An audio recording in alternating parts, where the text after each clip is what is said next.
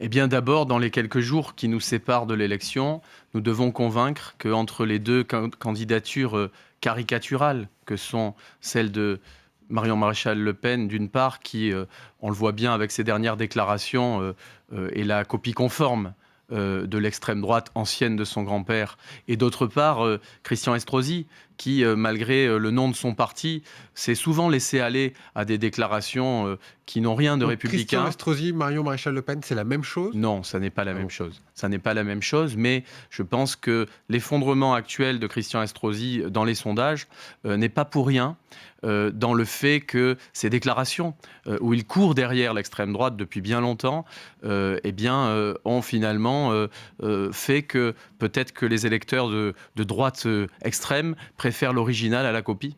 Ce qu'on constate aussi quand même dans les sondages, c'est qu'avec les attentats, il n'y a pas plus de mobilisation du côté de la gauche. C'est difficile pour vous. Oui, ça on peut le regretter et c'est justement l'enjeu des prochains jours, d'essayer de mobiliser le plus possible Oui, mais vous les électeurs mobilisez de comment? progrès. Vous mobilisez comment quand Marion Maréchal Le Pen a une telle avance? Et quoi qu'elle fasse, de toute façon, ça ne fait qu'augmenter.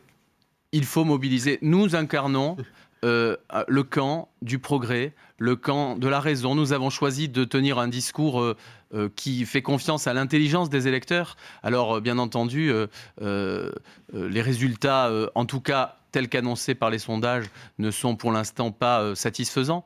Mais j'ai bon espoir qu'il y ait un sursaut citoyen, un sursaut collectif, peut-être provoqué justement par ce risque terrible de voir l'extrême droite émerger, et par aussi un refus des électeurs de gauche de voir cette alternative terrible qui pourrait être d'avoir à choisir entre l'extrême droite et une droite caricaturale et extrême. Alors Véronique Jacquier. justement, répondez à cette question, hein, pour ne pas avoir cette alternative. Que propose la gauche pour le second tour? Que va dire Christophe Castaner au soir du premier tour? Mais nous verrons bien. Mais Vous voilà, mais ça comprenez c'est bien. la réponse, nous Voilà, verrons non, mais bien. l'avoir avant. Mais Non, c'est mais une, ça- non, non. c'est une réponse très, très, très concrète. Je ne me défile pas à votre question. Mais vous comprendrez bien que si, au soir du premier tour, le total des voix de gauche additionnées est égal ou supérieur au score de Christian Estrosi, est-ce que vous pensez que vous demanderez à M. Estrosi de se retirer au profit de la gauche? Pour l'instant, la question du elle est pour vous, parce désistement, que là, quand on regarde les scores, vous tenez à peine 27%, Christian Estrosi est à plus de 29%. pas dans tous Donc, les sondages. En Pas tout cas, tous. dans ceux que l'on peut voir de l'IFOP comme celui du BVA, ça fait quand même 2 sondages. Qu'est-ce que vous faites au soir du premier tour?